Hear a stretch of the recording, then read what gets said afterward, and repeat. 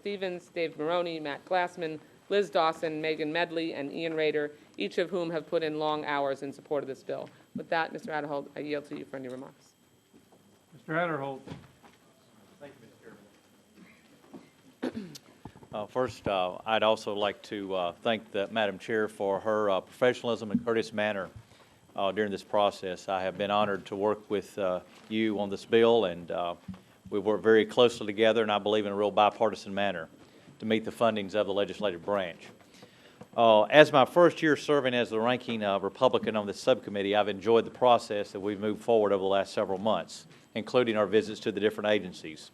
It's been great to work with the agency heads, including the architect of the Capitol, the librarian of the Congress, the public printer, and all the other agency heads that is in this bill. Madam Chair, the bill you present today before the full committee is well-rounded and provides the legislative branch with needed essentials to operate. I would like to point out that we have reduced the request increase of 15% down to 6.8%. And if you put aside the Historic Building Revitalization Trust Fund that you just referred to, which I do think is a great step forward to address our aging infrastructure, the agencies will be operating at a 5.2 increase over the last year.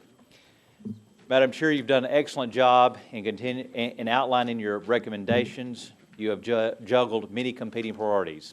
Each agency faces its own challenges, and they have appropriately been addressed.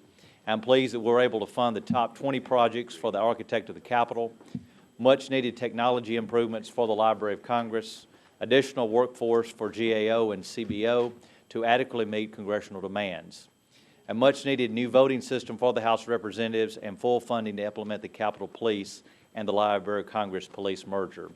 Again, this is a good bill. It responsibly addresses the needs of the legislative branch. It deserves the support of each member of this this committee.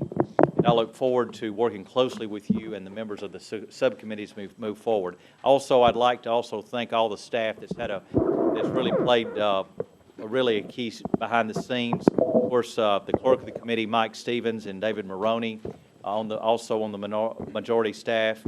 Ian Rader from the chairman's personal office, and of course Liz Dawson and Jeannie Keziah with the minority office. Y'all have all done a great job, and certainly that Madam Chair and I would not have been able to do our job without your help. So thank you, and I yield back. Are there any other comments? Mr. Chair. I thank the chairman for recognizing me, and I actually was going to say something before you said something nice about me today. I just want to